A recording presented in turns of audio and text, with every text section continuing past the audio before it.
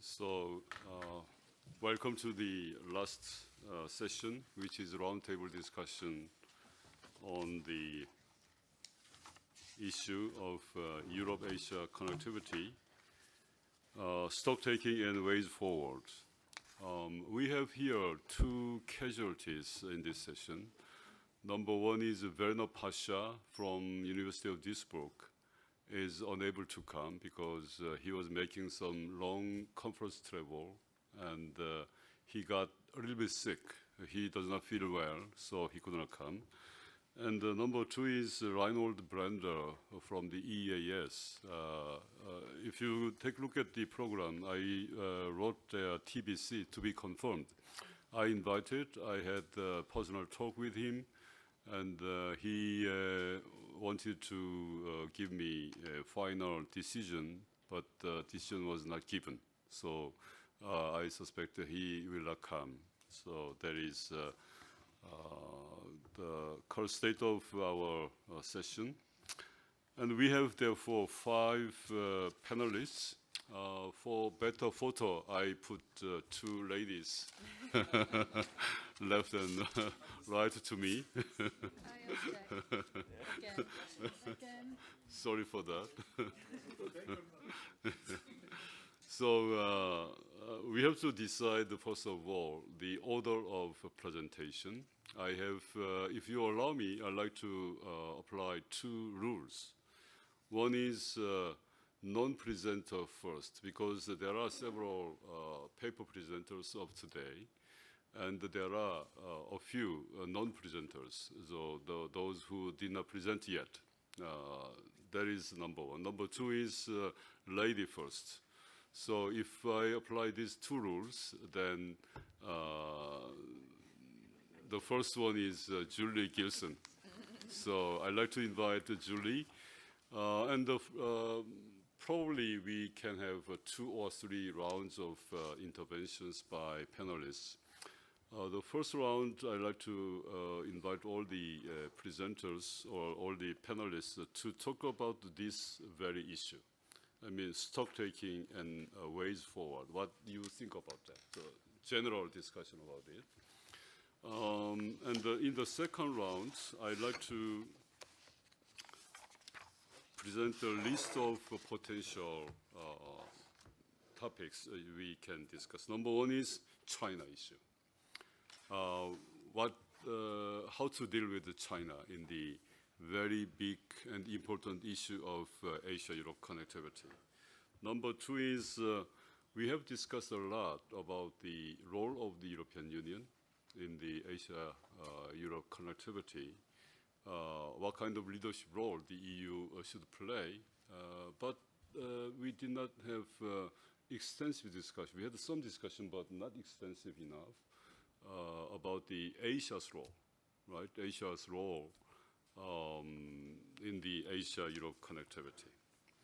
Number 3 is what are the factors influencing Asia-Europe connectivity, especially when we talk about the disruptions, supply chain disruptions, things like that. Increasingly, one issue is becoming important, the linkages and supply chain linkages, and also industrial linkages, especially between Asia and Europe. How to foster the industrial linkage between Asia and Europe. Number 4 is somebody mentioned today that there is increasing securitization of economic issues, right? Supply chain, energy, and core materials, parts and components. There is an issue we would like to deal with in the second round. And also, one issue is remaining. We have to, cover. This is one country which left the European Union, but is keen to have linkages with Asia, right? UK. UK's role and UK's strategy towards Asia, and also UK's role in the Asia-Europe connectivity. So that goes to you.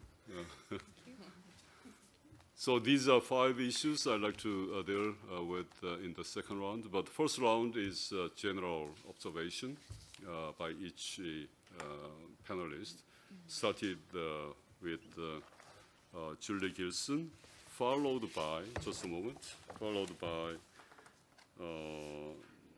President Kim Hung-jong. Number 3 is Professor Jin Che, right? Number 4, Sebastian Belsic. And number 5, Anna Mikalski. But that compromises the second principle. That's right. Yeah. But you can overrule Anna your Mikalski own. and Sebastian Belsic, right? That's right. Thank you very much for Can we pointing me lost out. that, please? It's okay. Okay. So let's start. Okay, so thank you for giving me this opportunity to reflect on what has been a very intensive and stimulating day. A number of papers I'm going back to, maybe on my long journey home tomorrow, and you've made me reflect on my own position and my own thinking, which I think is what we should all be doing all the time. If I may, I'd like to just raise 2 issues for now. And one refers to language matters, and the second is around existential issues. And in terms of language matters, following on what Azira said this morning, I think we all fall into habits around language that become shorthand for us, but that shorthand becomes seminal, becomes foundational, and we forget even where the term began, and we stop questioning some of the terminology we use. I think from the very presentation introduction this morning, we were talking about a rules-based order as if it's desirable, necessary, beneficial, when we have millions of people in poverty, growing inequality, climate disaster, climate migration. The benefits accrue to a very small percentage of the individual humans on this planet, and we won't talk about other species. And I think we need to think about whether, in fact, and I'm just posing this as a question, whether an opportunity to reinvent, remove, replace what is essentially a discriminatory regime for many people on the planet should be seen as an opportunity. We tend to be seeing it as a risk. And I think that there are elements here that we could take to think about how we speak about what we do. And if I give an example, I know that I've come back to sustainability in many of my questions today, and it is what I'm working on now.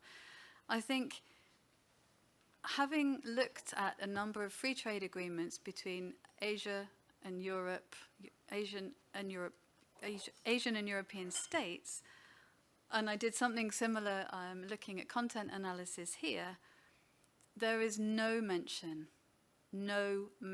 of the environment in the free trade agreements which do not include the EU.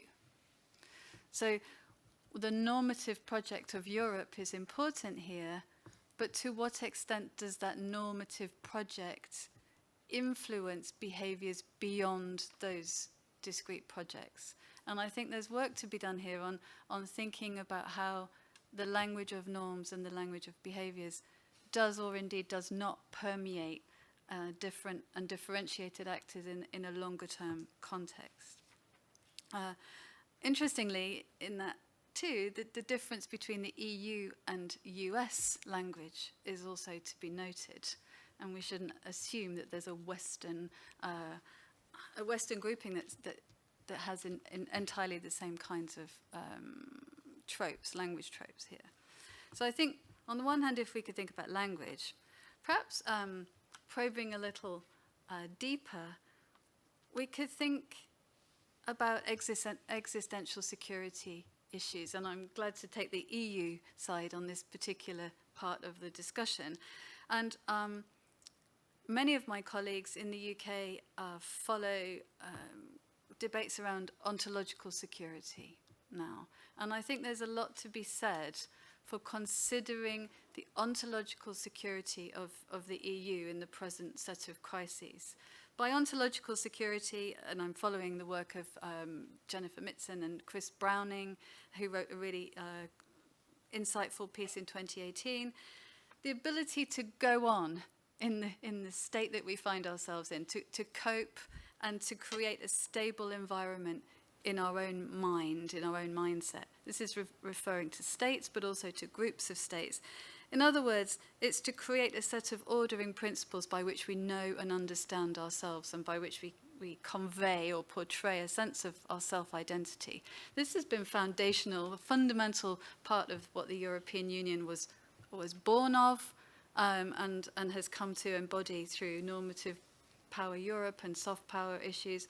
And I think Browning's comments, and I'll just take two, he notes that the EU's ontological security is founded on a teleological universal vision based on a liberal economic order and based on democracy. And on the other side of that coin, there's an expectation that outsiders recognize us for that. So outsiders may not be friends, they may be enemies, but we understand where we sit. And we're affirmed in our identity by those outsiders. What I would argue now, and certainly what Browning argues now, is that a pursuit of new geopolitical ambitions or geopolitical concerns undermines that ontological security. So we might be finding ourselves faced with a deeply existential crisis for the EU as to what it is, what it does, what it wants, and what its ambitions are. And indeed, the rest of the world is not playing the way we anticipated it to play. So those are questions, just putting those out there, and I think I'll leave it at that for now, if that's okay. Okay, thank you. Thank you very much. It's really enjoyable, for me to come back to Brussels. It takes about maybe 4 years ago, I think I visited Brussels, and it's quite, and today's seminar was very stimulating and very interesting for me. But when I am thinking about the EU-Asia connectivity, always it reminds me of what is the Asia? The Asia, the term is coined, as far as I know, since the Roman Empire. Just beyond the Anatolia, the continent is something like the Asia. So the Korea, Japan, China, and the Southeast Asian countries just involved in the terms in Asia, a big country. So when we are talking about the EU-Asia connectivity, it's something like the EU. How do you think about this term, EU-America connectivity? Right. So in America, there are United States, but also we have Mexico, we have Guadeloupe, we have Venezuela, and we have Chile, and so many Canada, and so many countries. So Asia is so diverse. So when we are talking about the EU-Asia connectivity, I think this is basically the strategy of EU towards the Asia. So main initiative is this terminology, EU-Asia connectivity. I think that this involves these kind of initiatives by the European Union. That is not the fault of the EU. I think that Asia is did not form the kind of collective entities like the regional integration. So this is something like this. The EU is like to pick up some dishes on the table, right? There are so many Asian countries in Asia, and then when it comes to the shared value, then the EU can pick up some countries like the Australia and New Zealand, and then Singapore and Korea and Japan, right? And then, but when you're talking about the economic FTA or some other things, then completely different pictures should be we can draw. For instance, let me take one example. Korea has established the FTA with the EU, but Korea might be interested in the kind of the trilateral FTA between EU, Korea, and Vietnam, because we have a very close relations and very complementary relations with the Vietnam. And then two professors from Marie School of Physical Universities made a very excellent presentation about trade investment issues. But trade liberalization, you're talking about the trade liberalization, the tariff and non-tariff. But I think that the trade liberalization is just one step. And then the final step is the kind of the rule of origin. And the rule of origin is very important to identify the tariff liberalization. And then the EU has the common rule of origin, but Asia does not.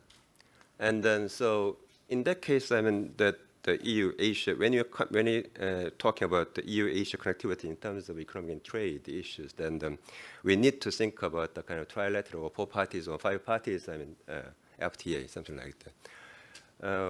Fortunately and unfortunately, the UK is now out of the EU. So the EU is now interested in the kind of the EU, UK, some grouping as one entity towards some Asian countries. When we are talking about the negotiation, new negotiations with the EU, Korea, EU, then EU asked Korea to include some kind of the EU UK rules of origin issue. So wavering of getting out of the Brexit, I mean applying the Brexit in several years. And that kind of things can be exactly applied, the same ways and applied to the Asian countries as well.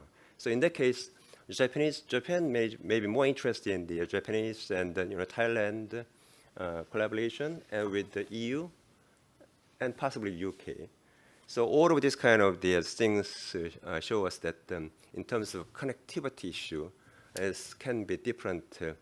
What kind of the criteria, what kind of interest field we have. And so it's like the picking the dishes again on the table.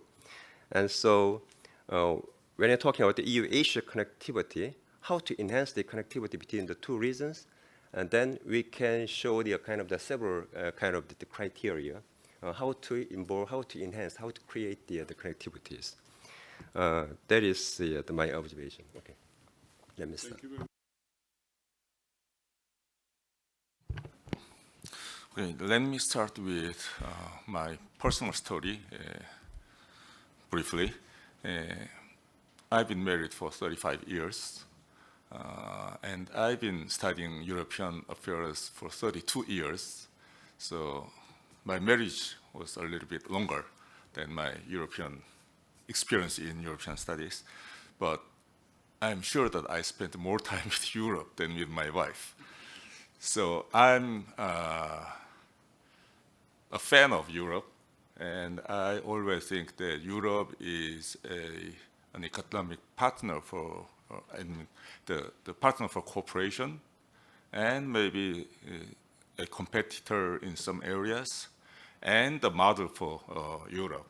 So the reason I'm saying this is that please do not misunderstand me that I'm a critic of European integration or something like that. Because I'm talking, I'll talk a little bit about something critical to Europe today, especially with regard to connectivity. It's hard for me to understand what connectivity means in the first place. And now I have some clue, but it still sounds to me quite empty, I think connectivity comprises in 2 parts. One is a hardware part, another software part. Hardware part pertains to construction of bridge, roads, and something, physical. Okay, and software connectivity could be rules, shared norms, maybe culture, or something like that. And it seems to me the European Union is investing a lot of money and energy into hardware part of connectivity these days. Professor Park just asked us to take stock, but it's still very early stage, so I don't think there is any stock to take today. But we only can talk about the prospects. I'm not sure if the hardware part of connectivity initiative by European Union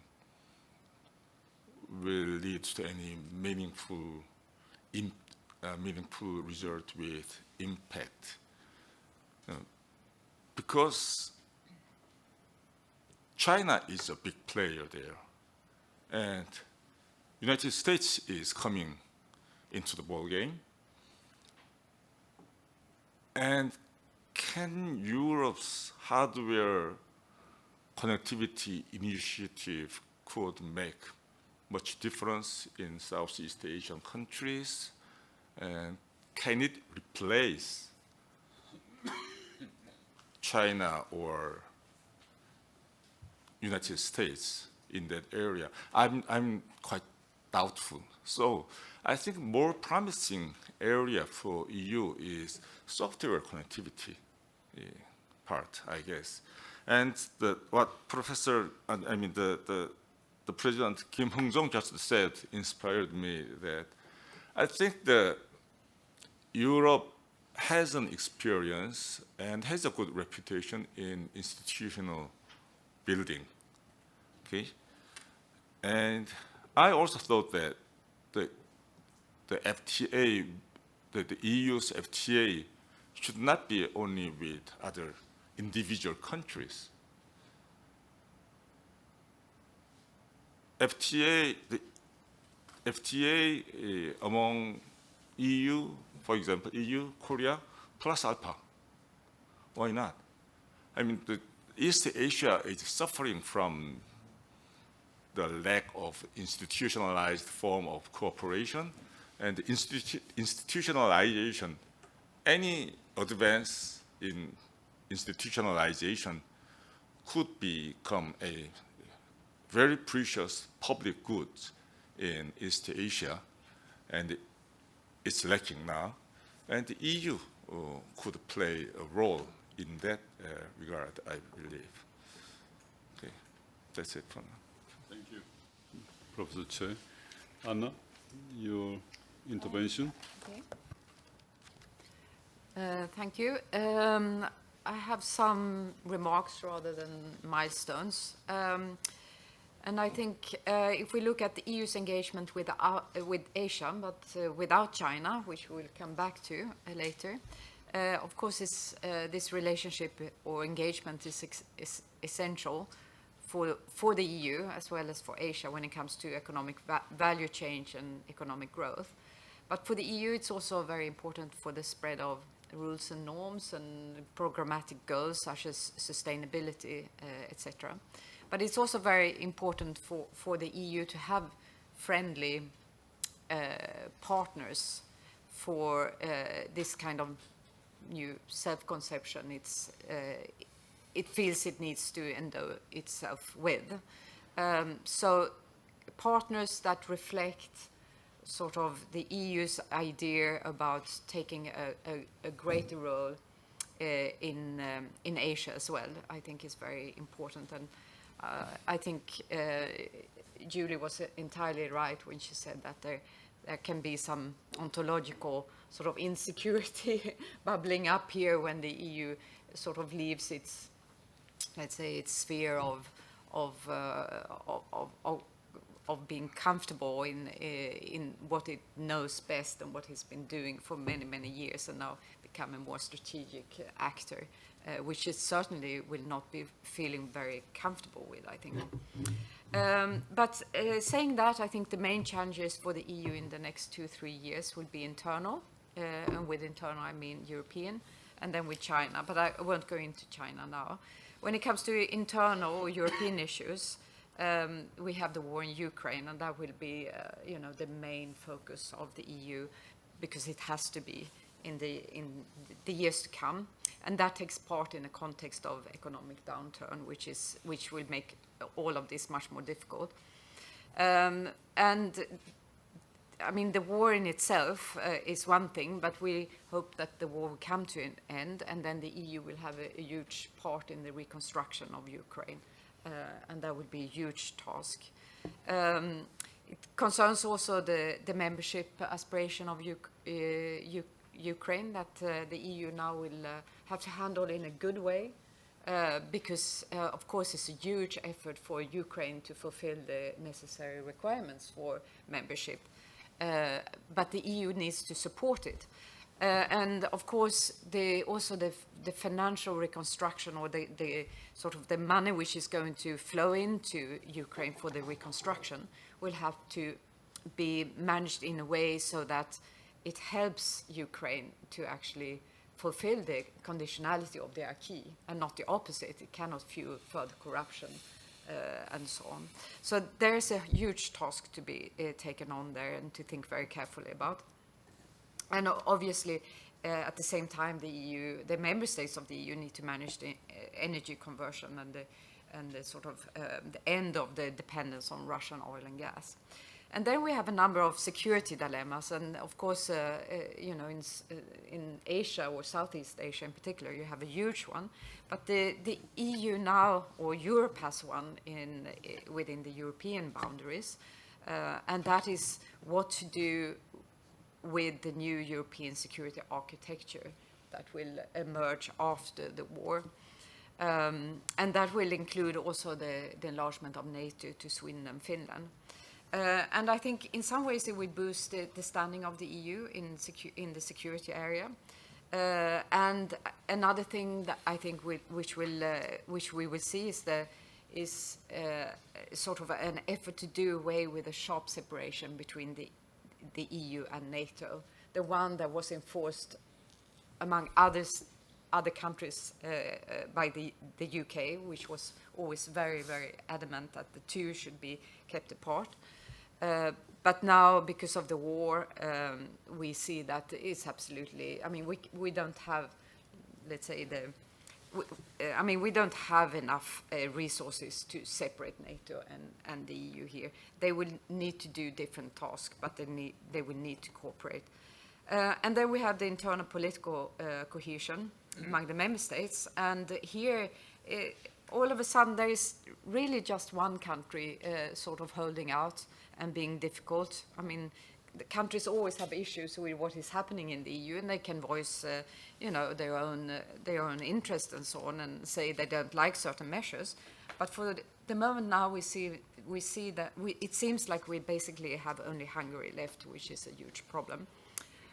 Poland has advanced a lot, maybe, you tell me.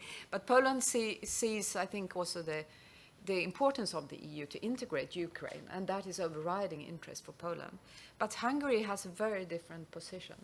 And maybe now we can move on the political conditionality and things that should have been done much longer ago, actually to suspend the membership rights of Hungary. We'll see what happened there. So I have some things to say about China, but I'll leave that for later. But I think the challenges and maybe some important future milestones is that the EU need to seek productive partnership with the Asian countries, primarily Japan and South Korea, and some others as well. I think it's very keen to seek a good cooperation with ASEAN because of because of the way in which that the EU ties up to other regions is through institution building. This can be connectivity partnership, but they can also be, I mean, they can be building on strategic partnerships.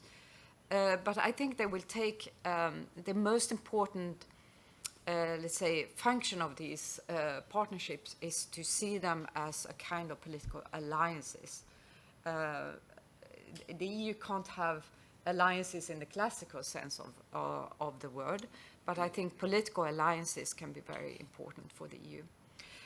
And one issue area, I think, I said it before, but I say it again, I think it's very important to seek cooperation with other countries for the reform of the WTO. And why that is so important is because that is a chance to re-establish a liberal logic of positive interdependence that actually we all need. And going on the softer side, again, we need to work on trust among countries. I mean, there's too much antagonism for the moment. There's too much relative gains and self-seeking behavior. We need to work on trust again, so towards security communities. And we need to practice the art of diplomacy, I think. Thank you. Well, you said this is about stock taking and the way forward, right? When we think of Asia-Europe relations, the initial impetus for the process that now is called connectivity came from Southeast Asian countries in the early 1990s. Singapore, it was the end of systemic bipolarity in international relations. And there was a clear interest on the side of ASEAN countries, led by Singapore in that case, to meet with Europeans on a high level. They wanted to meet with the leaders. And this was not only about the economy, this was also about security. But the Europeans were never ready to deliver on any security-related intense cooperation. The interest in the Singaporean Prime Minister's office at that time in such a new initiative was that they weren't sure about the role of the Americans in Asia Pacific at that time, and China. And they somehow realized we need to coax China into the mainstream of world affairs, and here the Europeans were thought of as an important actor, maybe even a partner. They were supposed to play a bigger role, and that was when ASEM came into being. Now, 25 years later, or now even 26 years later, we realize that this window of opportunity has or is closing or has vanished, meaning the liberal, the kind of international order that existed since the end of the Cold War is in many respects is eroding. Now we talk of deglobalization, decoupling, and the security paradigm is back. And the implications of that with regard to traditional and non-traditional security threats, not only pandemics, but also climate change, the climate crisis, and obviously traditional threats like war, in the case of Ukraine, in Europe, are back. So the Europeans and the Asians have not made use of this opportunity. And obviously then the question is, who are the Asians and who are the Europeans? In the case of Europe, even in the case of Europe, it's a bit difficult, more than you thought of, because, for instance, the Brits decided to exit. No, but de facto they are out. And that brings different and new questions that also on the side of Asia, both sides had different expectations. The Europeans thought of, at that time, of Asia as a potential community. So there would be integration. There would be, and that was something that was very much pushed by the Korean government, right? You were really interested in that. Unfortunately, it didn't happen. Instead of that, the forces of balance of power came in, and the more actors on the Asian side came in, the more difficult, the more dysfunctional de facto it became. So what does that mean now? That means that we need new institutions. That means that the idea to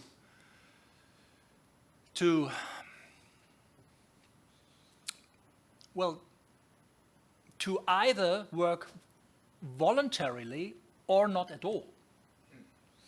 is not appropriate. Those who do not want to participate, well, then they do not. But those who want, they can at least be in the first group. And here I think it is a good opportunity right now, under new circumstances, for the Europeans to make a first move. And that is to offer new incentives to Asian partners. And this is what is happening within the context of the EU's connectivity projects. But a more strategic approach is needed here, and the United States, for the time being, should be included as well, as long as not Trumpism dictates politics. So there is every reason for Europe to actually seize the opportunity and to prepare for even worse times to come.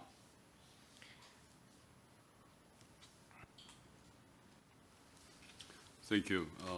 When I heard from comments from Anna and Sebastian, I'd like to have some comment on that. Because if we take a look back at the history of EU's engagement with Asia, I think whenever European Union is preoccupied with its internal integration agenda, like common market, the European Union does not have enough energy or human resources to pay attention to remote countries like Asia, right? And Anna, you mentioned about upcoming challenges for the European Union.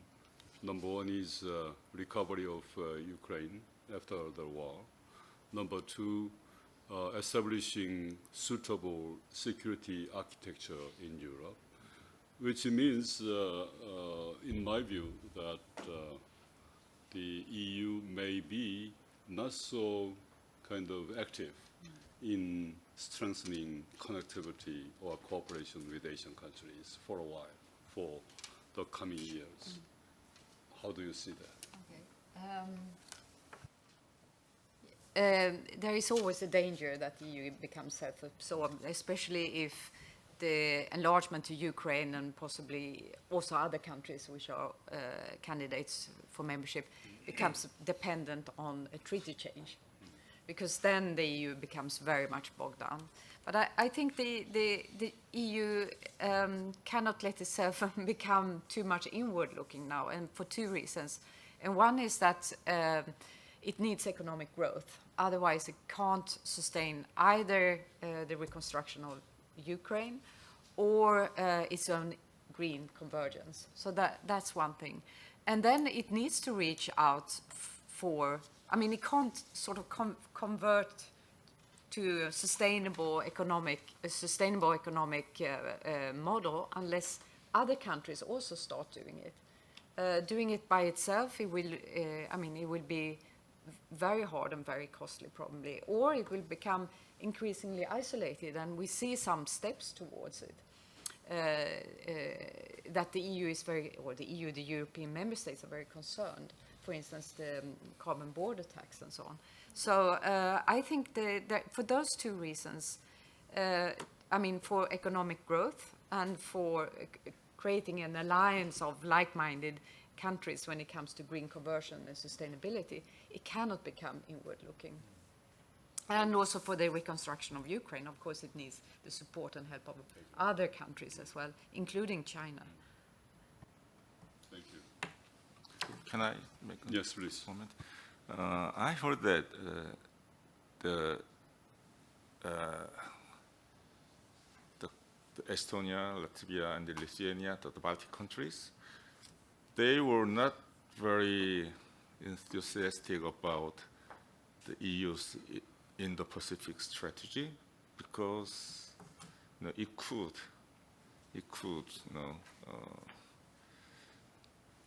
distract the EU's focus to faraway region where there is nothing much EU could do, or there is a more pressing, challenges in European theater, Russia, maybe some instability in Balkan, or things like that. So, as Professor Park just mentioned, I'm wondering how the EU Indo-Pacific strategy will unfold in the future, especially because the Ukrainian war broke out. EU should be and will be more preoccupied with the European affairs, and maybe there will be some kind of division of labor that European affairs is dealt by EU and NATO, and the United States put more focus on Indo-Pacific, where their interest is, great interest is at stake. So the division of labor scenario, what do you think? Maybe when it comes to solving the Asian security dilemma, the US will have a much bigger and sort of more sustained role. But it would have had that anyhow, I think. That is not because of the war in Ukraine. That is because of its resources, and that the EU itself has no military resources per se. But I think, I mean, even countries, the 3 Baltic countries, they appreciate the problem with, for instance, with what we call economic coercion from China, when, for instance, Lithuania couldn't export anything any longer because of its sort of its decision to open an office, a Taiwan office in Vilnius. Right. And now the EU has gone to the WTO to try to resolve this dispute. So, I mean, the Baltic states understand very much that they need the sort of the collective power of the EU and all its member states to deal with issues like this. And because of that, I mean, it's inconceivable, I think, that the EU withdraws into itself in that manner. And I also think that, I mean, what has happened in the last 10 to 15 years is that the EU's foreign and security policies actually been developed quite a lot. It's not to say that the EU again will take a strategic or military presence in Asia, but it will absolutely try to forge these kind of partnerships that will help it to drive its more global agenda when it comes to a rules-based international system and so on. Which, I mean, that's part of its own DNA, so it's very hard to see that it would stop doing that because it's preoccupied with Ukraine. So, please.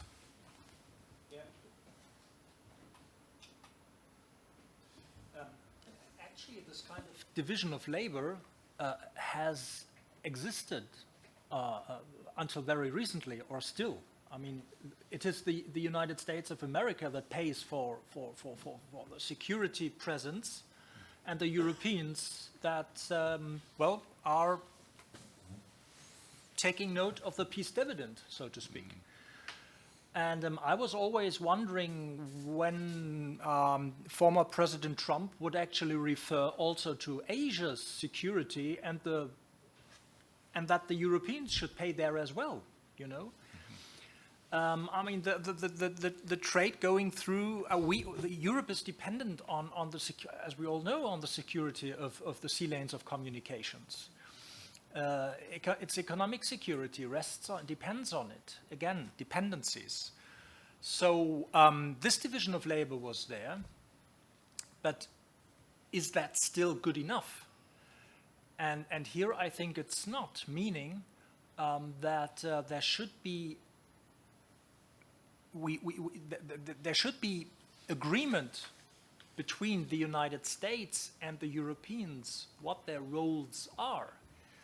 And that kind of discussion has so far not, well, it has started, yes, but it is not at all part of something that, of public diplomacy, for instance. We mentioned the awareness here, yeah. This is something that is not part of the of discussing European security proper. We are not thinking about these issues. On the contrary, I think there is a risk that we again focus on European, on us, and we forget that there is a region with many actors, and one of those actors is called the People's Republic of China. So it's, we have to, and that means that we have to also adopt the perception that talking Asia means talking China. I mean, obviously it's not, but for many it is. Which is why multilateralism, for instance, in Asia is something is not much thought of, because actually there is one power. Yeah. And that is not good enough for policy making. So I think division of labor, yes, but we need institutions. I think we can automatically move to the topic of China now, because Sebastian has mentioned about China. Anna has indicated that you have something to tell about China. I think everyone but has also probably on China, everybody has something to say, right? So that I'd like to invite, first of all, Sebastian, you brought this into discussion.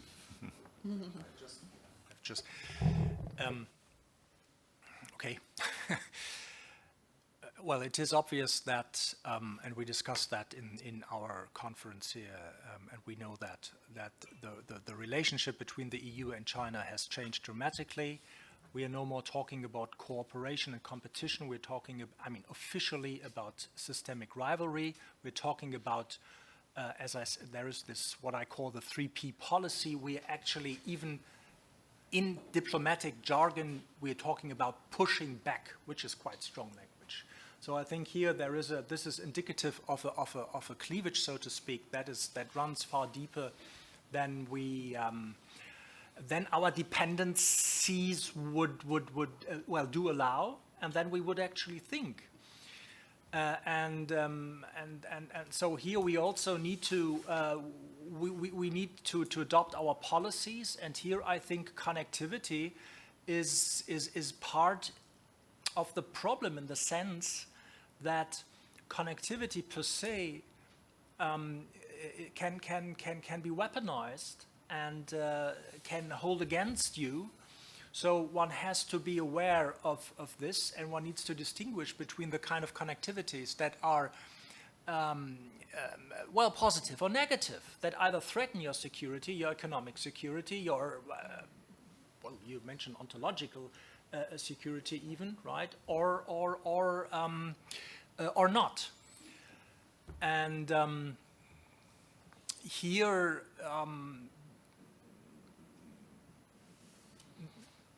currently, there are processes ongoing within the European Union to adapt to this new situation. Germany, for instance, is working on a new China strategy. However, they had to postpone this now for until the end of this year, because they cannot agree on they haven't finished yet the drafting process, and that obviously is linked to the fact that that China's position vis-a-vis the Russian war of aggression is one that increases uncertainties instead of pushing back. If you haven't read the joint statement issued a couple of days before the Olympic Games started, right? The joint statement between Russia and China, you should do that, because this clearly spells out what the new international system should look like.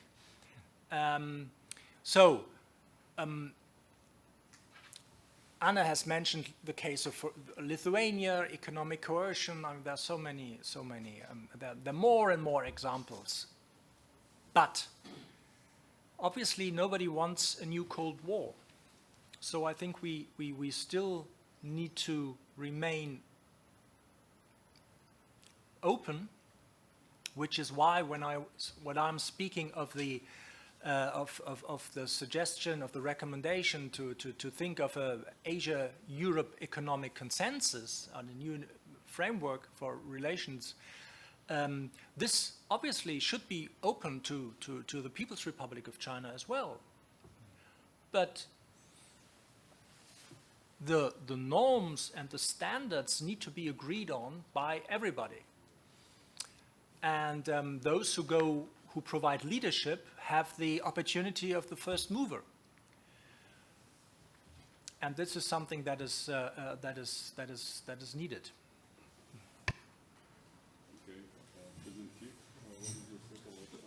Okay. Yes, this year the Korea celebrate and Korea and China celebrate its 30 years of the diplomatic relations. Yeah, since the 1992, and then I'm in charge of the producing the joint statement to be submitted to the summit of the two countries by this August by around July. And so, and the statement should include some kind of evaluation of the last 30 years, and also what can be done by both countries. I mean, for another 30 years. Then I'm in charge of the economy and the trade, and the other two parties, the political and security, and the social.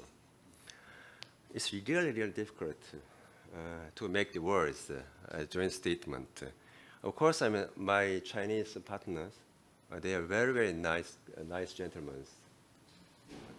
Sorry, there is no lady. And then, so we hardly find that any kind of discrepancy or the conflict between the two. But the problem is the lack of the issues, lack of the agenda for another 30 years. That shows the kind of what the China and Korea's two countries' relations exist. China would never stop. China would never stop. That is my feeling. I mean, what the Europeans do not understand. China would never stop. And second thing, China, we need to interpret what it means by peace and prosperity in China's term, China's perspectives. Peace provided by the China as a dominant power, prosperity provided by China and supported by the other countries. That is the China's conception of the peace and prosperity. So all of these kind of things show us that why the Russia and China find their common sense. The common sense is that they both now try to change the status quo, because the status quo is unfair, totally unfair for the two countries. For the Russia, after the 1990s, what happens? And the Russian and the Putin's Russia think that now the current status quo is not totally do not reflect what the Russia should do in the world. So that's the reason why the Putin now try to change the status quo, and China the same. But China is longer terms since the Opium War in 1840. Always when I'm talking about China and the Western countries, Chinese scholars, Chinese ordinary people are always talking about that war in 1840 to 42, and the Nanjing Pact, followed by the Nanjing Pact. So this is what the China's perception to the world, and so that's the reason why I think that China never ever stop. Okay.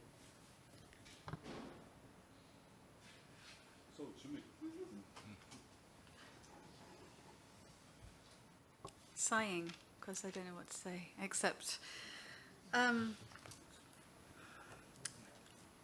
power. Sebastian mentioned the word power, and I think there's a very different position if you're in Malaysia, Singapore, or in South Korea or Japan when it comes to negotiating with or dealing with China or Russia or India. And I think we cannot see the choices of states as being equal. And we can see this in response to Ukraine. States that initially were supportive of actions against the Ukraine have gone very quiet in Southeast Asia for fairly obvious geopolitical, economic, self-interested reasons of survival. And I think, for me, it's almost impossible to talk about Asia without talking about China for that specific reason. We can talk about ASEAN and hedging, and India's not the answer because India plays a multi-level game as well. India's not an ally that's going to sit alongside the EU in the Pacific region. So if I take the example of Japan as well, Japan is buffeted by a wavering, unclear stance on the part of the United States, its traditional ally, and on the other side, a deep-seated concern about China and about the penetration of China in terms of its economic prowess, but also its winning of the soft power enterprise around the world, not just in its own region. I might add on the Japan case in terms of connectivity, where Japan might sign up, it's structurally inhibited by its utter dependence on imported energy supplies and on its continued need for fossil fuels in the absence of a way forward with its nuclear reactors being restarted since the Fukushima disaster. So in other words, I think the connectivity of the two regions is hamstrung by power politics regionally and by domestic issues locally, which are going to make it very difficult beyond pledges, which I don't think are insignificant, but beyond those pledges to work without the resolution of some of those issues. If I might just talk about my very favourite subject, which is Brexit. I think the UK has its own existential crisis right now. The Queen is not going to be the Queen for much longer, even if she lives a few more years. There's a really big crisis around the monarchy. I welcome that crisis, but at the same time recognise it will cause some social anxiety. We are dealing domestically with a very explicit legacy of colonialism and how we address that as a contemporary multicultural society and the terms of the Commonwealth. And I think Liz Truss, who is very interesting foreign minister, who takes her own photographer everywhere so that we get the right photographs of her wherever she is, the glamour shots and not the eating a hamburger shots, which is the sort of downfall of many politicians in the UK. I think essentially she piggybacked on what the European Union was already doing in Indo-Pacific. I don't think there was anything new there. And the most important thing to do was to come back with agreements that were not with the EU. We continue to vilify the EU because we've used it as a scapegoat for a lot of our own domestic inadequacies over the last 30 years or so. It's no surprise that Brexit happened. But it didn't happen for a rational reason, and it didn't happen through rational debate. It happened because of the vilification of the EU and of immigration fears and threats, in my reading of it. But I think for that reason, we've got a government that is looking for opportunities. There's a ready-made package that's already been produced by the EU. We did a deal with the Japanese 5 minutes after Brexit, which is an exact copy of the EU Japan trade agreement. In fact, so exact that they forgot to take certain bits out which pertained directly to the European Union. They had to quickly go rubbing bits out where it was actually not feasible and not possible that they could pertain to a single country. So I think we are really in crisis. Interestingly, I'll say two things about two British Prime Ministers. In 2000, Tony Blair was forced to get on a plane and go to Seoul to go to the Assam meeting. He was really annoyed and he said, "What are my deliverables?" He used that phrase apparently. What can I take back to the British people? Why am I going to the other side of the world? And what he got out of it was that we opened the first consulate back in North Korea. And that was against the opinion of the European Union. It was a sideswipe against EU policy at that time, but it was a deliverable. Then we had to have that deliverable. And Gerhard Schröder, when he heard that, said, okay, we do the same. So Germany opened one. Yeah. But in other words, Asia wasn't important. And it was not something you could sell to the British people, and it certainly isn't today. And in an era where we're signing up to and hosting climate conferences, importing meat and products from New Zealand, which we could get from our next door neighbours, makes absolutely no sense. So the joined up thinking is non-existent. And Prime Minister Johnson has really taken the opportunity of a downturn in EU-China relations to say China is our great ally, trying to boost trade with China to the point of having China involved in our critical infrastructure as key investors. Many people in the UK remain deeply concerned about this. So I think it was a photo opportunity, an economic opportunity, but I don't think it's born out of a clear vision, let alone 3 years, let alone 30 years for the UK's relationship with Asia. I'm not a fan, in case you hadn't noticed. About China. I mean, we said all the important things, and Sebastian sort of told us the new strategic sort of stance on China. But I think the EU still believes it needs to find a way to re-engage with China, a little bit like we heard Mr. Wiegand this morning. But it also needs to manage China's strategic alliance with Russia, and that is very important now in the context of the war in Ukraine. The EU doesn't want to decouple China because then I think it feels that then we drift even further apart. We need to try to keep the doors open for some solutions with China. But the problem is how this will be done is very much the mystery, and the tension is rather mounting than decreasing. And one thing to point at is that China is already, or is very clearly a systemic rival to the EU also in the additional dimension. We can just see how the UN Human Rights Council is now changing the definition of what is human rights from a classical European, let's say, one to a much more relative one that fits much better with both Arab countries and with China. So that is a very difficult thing for the EU when it has its own self-perception as a normative power. And one area where we can see that is that the EU now has a global human rights sanction regime and use that to sanction China over the treatment of the Uyghurs in Xinjiang, which of course then also led to the stalemate over the comprehensive investment agreement. And how to move on from that is for the moment, very difficult to see. And then just a little idea about what was said before about that China will not stop, and it certainly looks that way. It looks like, I mean, it is a revisionist power, and it's set on gaining ground that it feels it has lost. And then the harking back to the colonial times and the Opium War and so on is very interesting.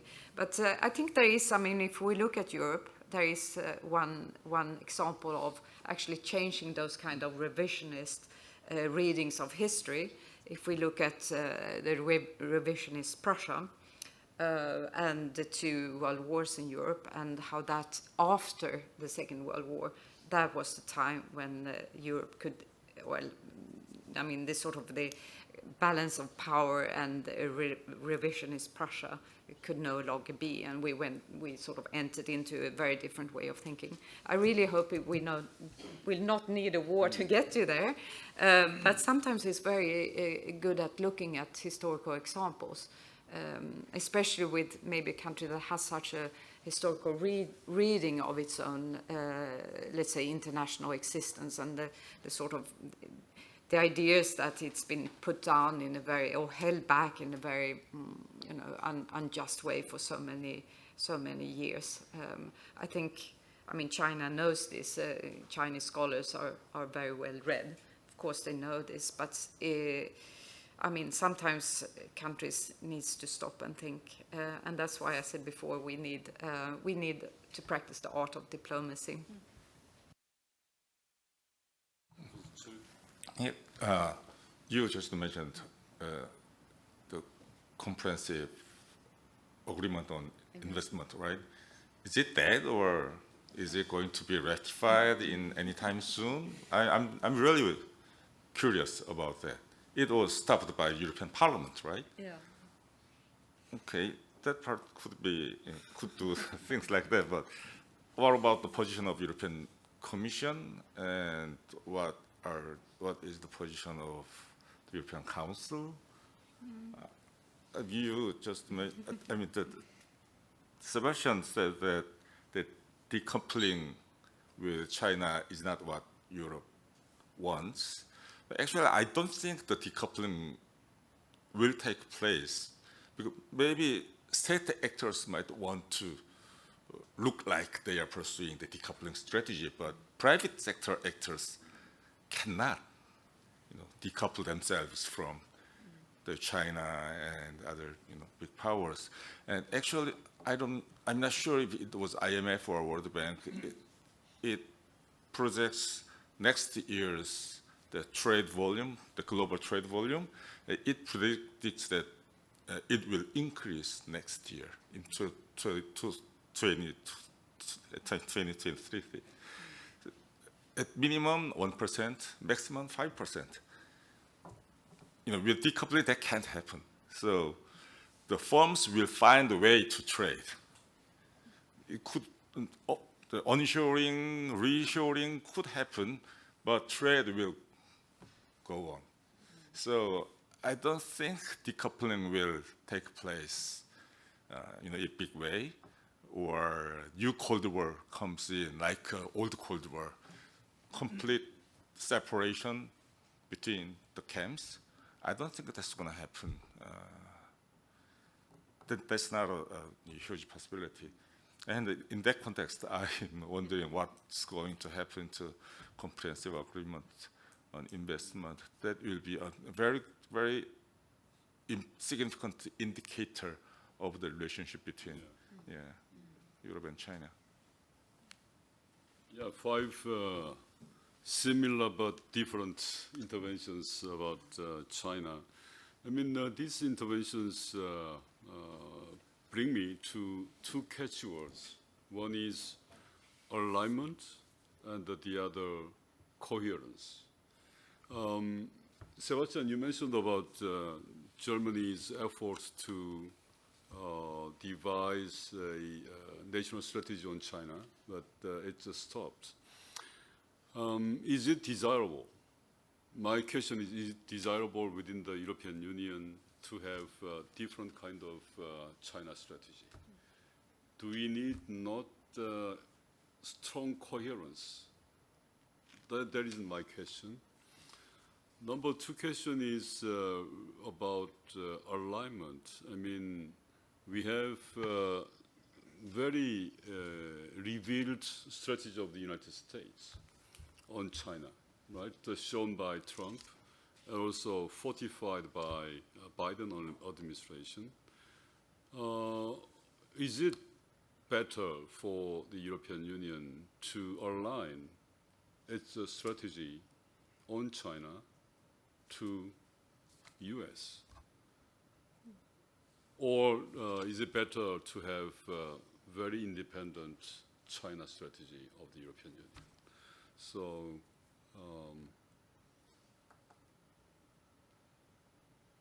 Sebastian?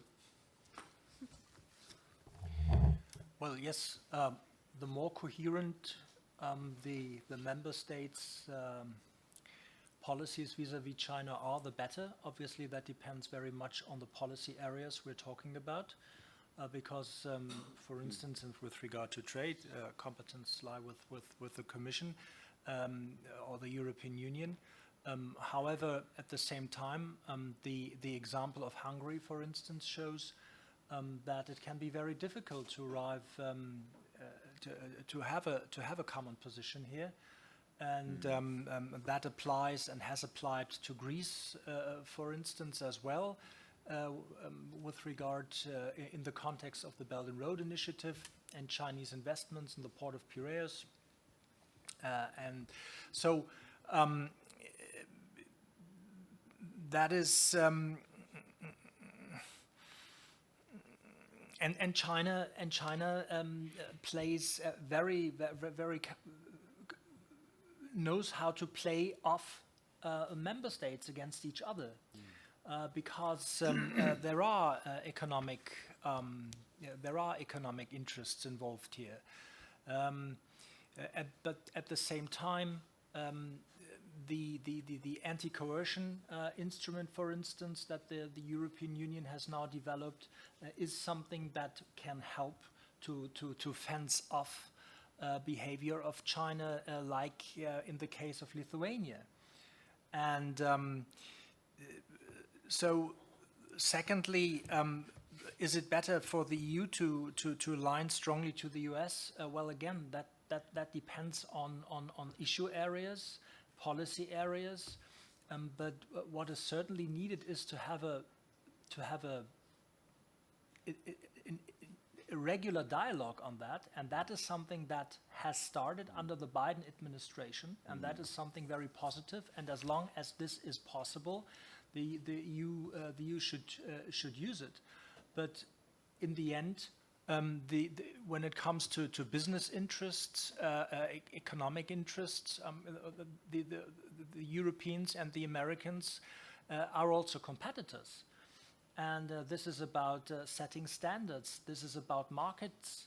The more autonomy and the more capacity the Europeans develop with regard to their Asia-related policies, the better it is.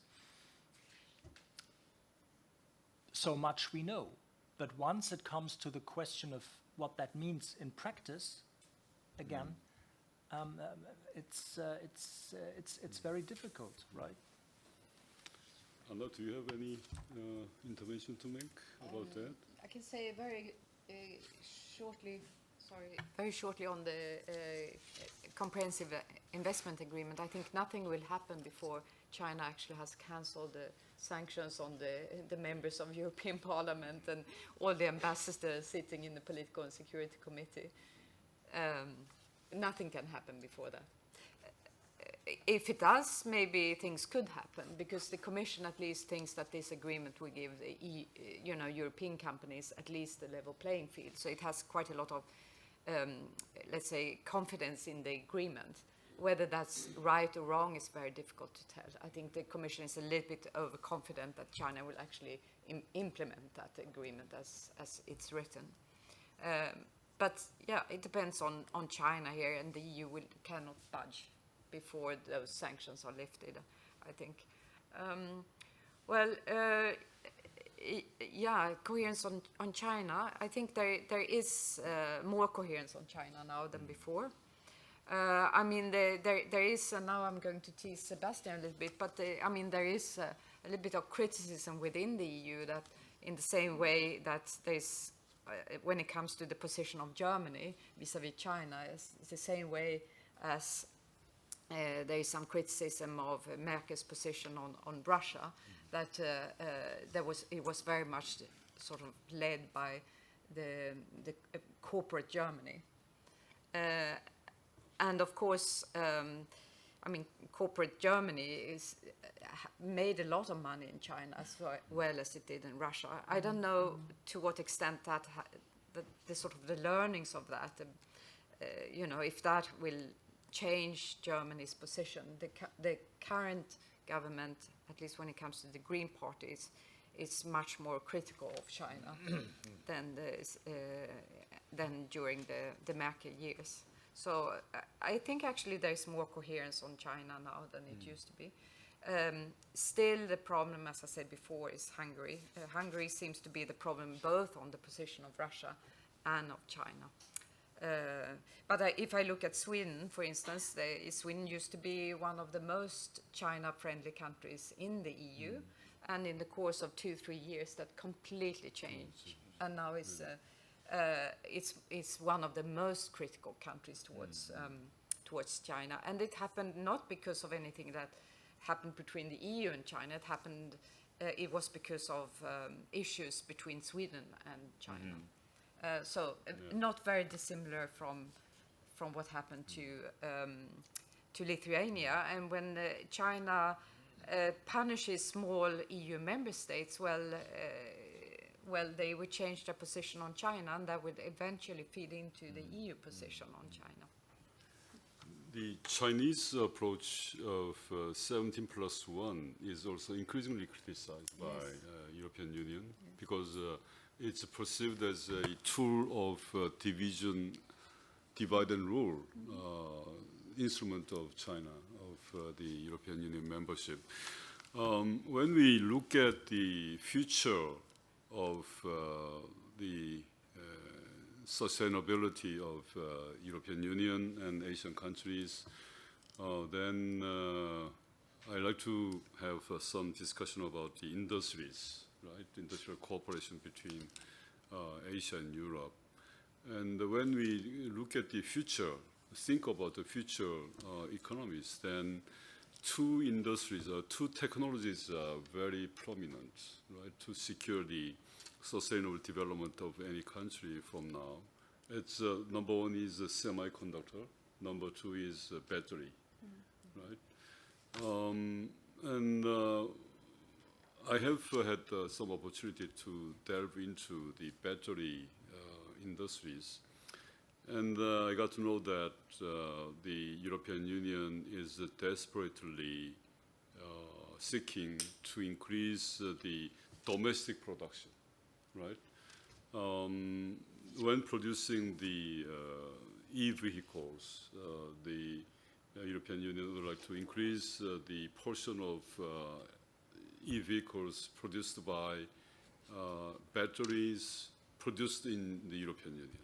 The same applies to the United States as well.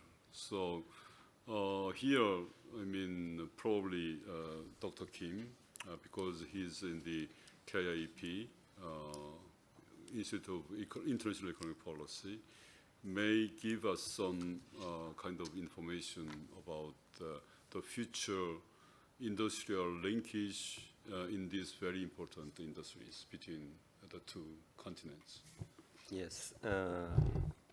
So basically, the industrial linkage, possibility of the industrial linkage between the Asia and Europe or EU is the digital area and also green industry. And then, so some very industry areas like the, of course, I mean, semiconductor and battery, but also the hydrogen industry. And when you are thinking about that green transformation, that semiconductor is still very important. You know, it's very important, and also rare earth cooperation, and then the battery, and then the hydrogen cooperation industry is also very important. But two continents, two parts cannot be the 100% of the capacity of the cooperation. So the third party, sometimes the third party is required. For instance, like this, I mean, when you think of the hydrogen cooperation, maybe Saudi Arabia and other Middle Eastern countries are also very important target for the cooperation. The reason is that you know, they have they pour out the so many, you know, the oil from the and then they have a huge amount of the vacuum on the ground. And so, and then that kind of the vacuum can be utilized as the hydrogen cooperation as well. So all of these kind of things we need to think. So to the meeting and so many meetings and co-research and the development, all of this kind of the cooperation could enhance the you know, the level of the technology and industries of both the continents and both countries. So that is very important thing.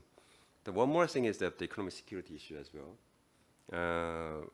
When it comes to the conventional and the traditional security issues, the Europe and then, you know, especially East Asia's commonness that the United States take the responsibility of the traditional you know, security issues. But if we think of the other issues of the economic security, for instance, how to develop, how to secure the supply chain in some key areas of the, you know, elements or core things, then both countries, I mean, cooperation is not just I mean, it's a possible option, but it's just absolutely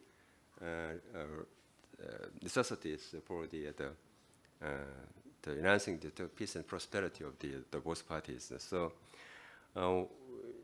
in terms of the supply chain process, then we have a lot of the cooperation possibility areas for the enhancing the economic security. So, I would like to raise the topic of the economic security issues. I mean, in both, I mean, continents or in any occasions of dialogue between the Korea and the EU or the East Asia and the Europe, and in many occasions, I mean, the economic security issues should be included in one of the most important sessions.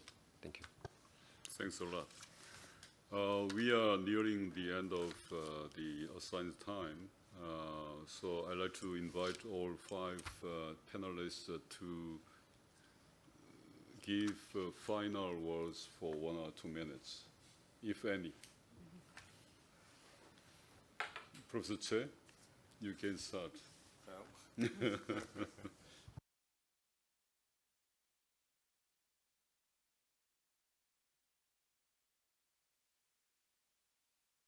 It's completely a different issue from what we have talked about today, but since European Union wants to enhance its presence in East Asia, not only in economic area, but also in security area as well, and the European Union wants to have some kind of structural leadership in East Asia. Here is my suggestion. You know, the North Korea issue. The European Union is very much interested in it, but there is not much room for European Union to play any role because of the strong presence of the United States. But if something unexpected happens in North Korea, then who will take care of the chaotic situation that might ensue? I think the European Union could send peacekeeping force for North Korea. I think that that's most acceptable proposal among the neighboring countries. Korea has would not have any problem with that. The U.S., why not? And even the North Korean people does not have very hard feeling against Europe. And for China, European Union could be less threatening than the United States Army stationing in North Korea.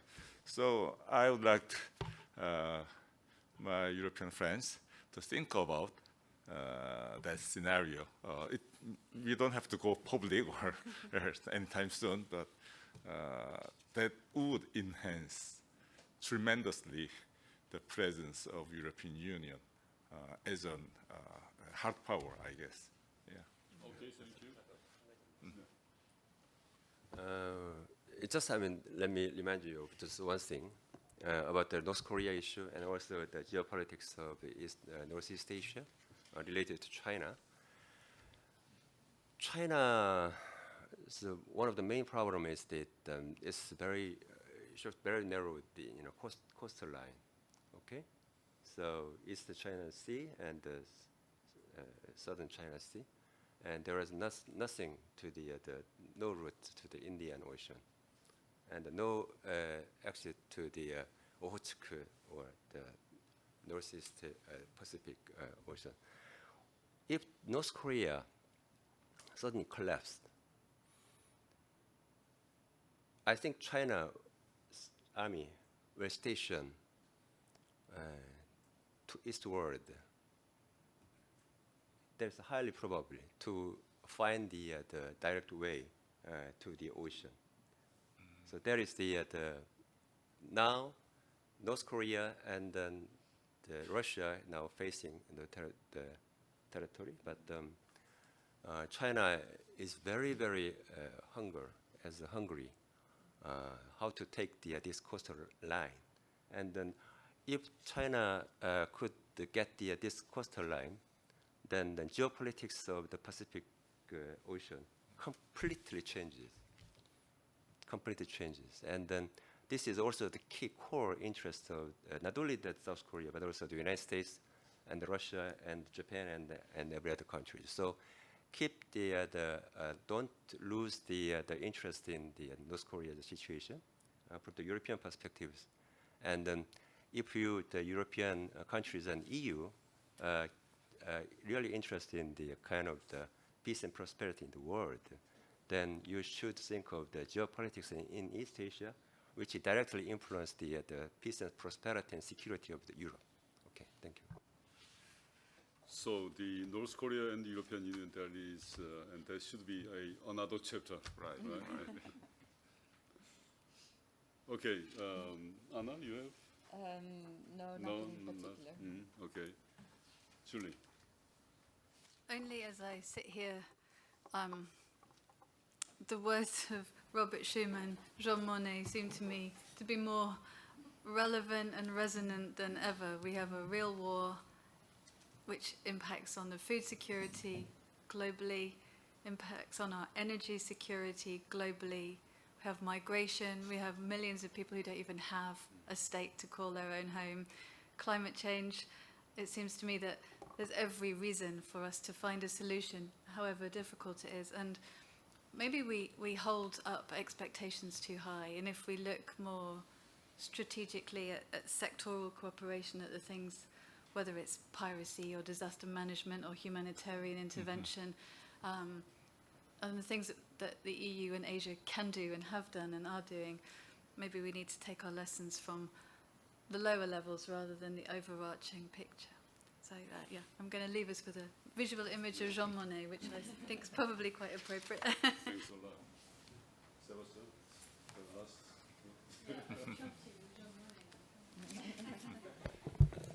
Well, you know, Jean Monnet, he spent some time in China, in Shanghai. And I think in the end, what we should not forget is that we also need to, I mean, if you want, the question is, if you want peace, do you prepare for war or do you prepare for peace? And we should prepare, in the end, we should prepare for peace. But currently, we shouldn't forget that hard security is again very important.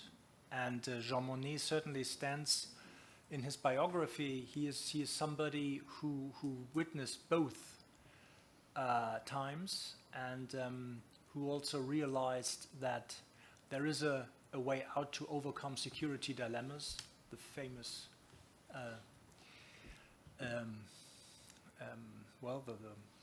that is to say, to tackle the issue of nationalism, something we didn't touch upon for good reasons, I suppose. But then again, I think that is something that is very important.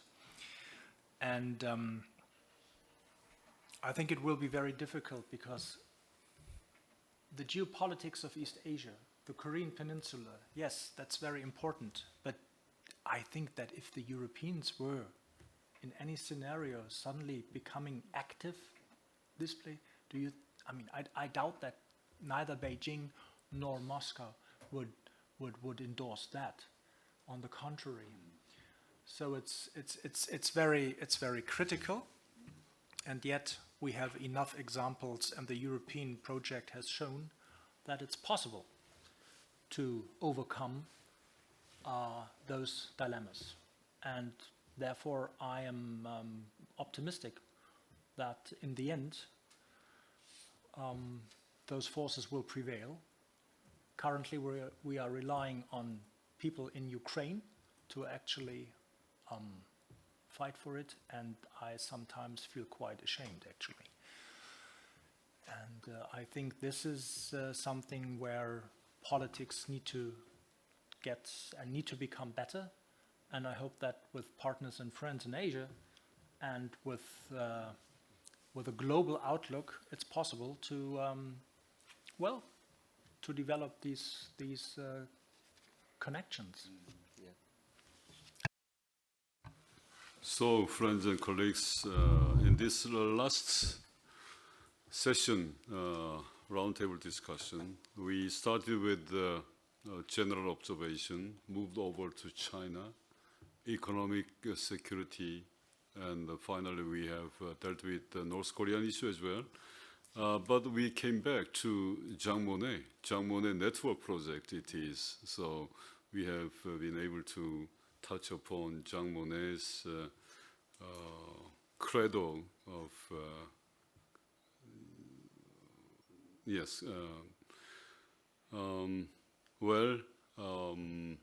have arrived at our last session, and also the end of the today's conference. It was a pity that there was no practitioner in this roundtable, final roundtable discussion. But the five scholars have given their best views about the Asia-Europe connectivity. And as somebody noted, we have not much to take stock. However, we have discussed a lot about the future shape of the Asia-Europe connectivity. And the discussion will continue, even though our project will end in middle of September. We are sure that the connectivity global gateway strategy of the European Union will continue to shape the future of Asia-Europe relations. And let's conclude our international conference. Thank you very much all for making long ways and short ways to Brussels, and for your intellectual inputs were really very, very valuable. Even though we had only 2 offline opportunities to meet together, we had lots of online meetings, and it is now time to put our intellectual exercises into tangible outcome and tangible output. how to turn this into tangible output. We have had some discussion, and we will do more concrete discussions by dinner or also through emails, right? And thank you also invited guests for your valuable interventions. And also my final thanks go to Professor Yoon and Ko, two girls, two assistants, staff members of EU Center. They have worked very hard to make this happen. Thank you, Professor Yoon, for your dedication to the conference. I did not introduce one lady from Korean embassy there. Choi Barun, she is from the Korean embassy, and she was especially sent by the ambassador to gather intelligence from I mean, it was really good opportunity for her to, because she's dealing with the connectivity issue, right? So ambassador was very keen what kind of discussions are going on here, and I really appreciate the ambassadors and also her participation in this conference. Well, we have a nice dinner today as well.